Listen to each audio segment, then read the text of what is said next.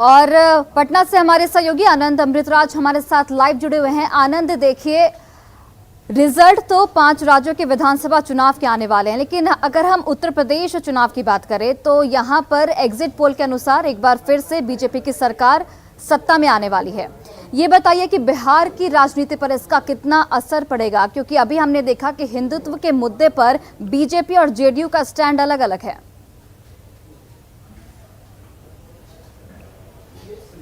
देखिए सोनाली, निश्चित तौर पे अब सारी निगाहें टिकी हुई है कि कल चुनाव परिणाम क्या आता है। एग्जिट पोल का अगर देखें तो उसमें बीजेपी को बढ़त मिलती दिख रही है और उनकी सरकार बनती दिख रही है। और उत्तर प्रदेश में भले ही चुनाव परिणाम आने वाला, लेकिन उसका सीधा असर बिहार पे पड़ने वाला है।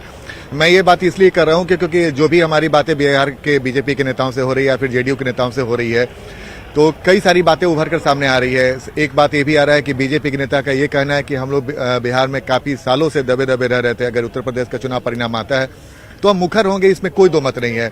और बीजेपी कई ऐसे नेता हैं जो कई बार हिंदुत्व के मुद्दे पर बात करना चाहते हैं, लेकिन जेडीयू की वजह से वो खुलकर बात नहीं करते।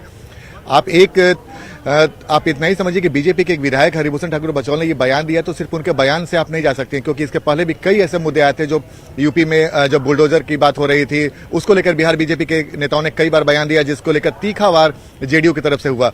तो सबसे ज्यादा निगाहें अगर टिकी रहेंगी तो बीजेपी और जेडीयू के संबंध को लेकर। लेकिन उसमें एक बात भी है, क्योंकि प्रधानमंत्री ने जब नीतीश कुमार की तारीफ की थी समाजवादी नेता के तौर पर कहकर, उसके बाद बहुत कुछ मिनिमाइज हो गया था बिहार में बीजेपी और जेडीयू के नेताओं के बीच में जो तीखे बयानबाजी का दौर चल रहा था। उसके बाद जेपी नड्डा ने भी नीतीश कुमार की तारीफ की थी। तो बड़े जो शीर्ष नेता हैं वो नीतीश कुमार की तारीफ कर रहे हैं, एक मैसेज देने की कोशिश कर रहे हैं कि भाई ऊपरी नेतृत्व पे सब कुछ ठीक है।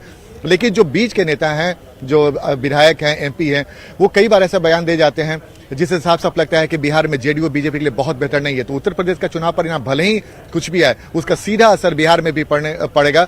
और अगर उत्तर प्रदेश में बीजेपी की जीत होती है तो यहाँ पे महागठबंधन जो अब तक हमलावर है, हो सकता है कि उसको भी अपनी रणनीति चेंज करनी पड़े। तो जाहिर तौर पे उत्तर प्रदेश का चुनाव परिणाम सिर्फ उत्तर प्रदेश के लिए महत्वपूर्ण नहीं है, देश के लिए महत्वपूर्ण नहीं है।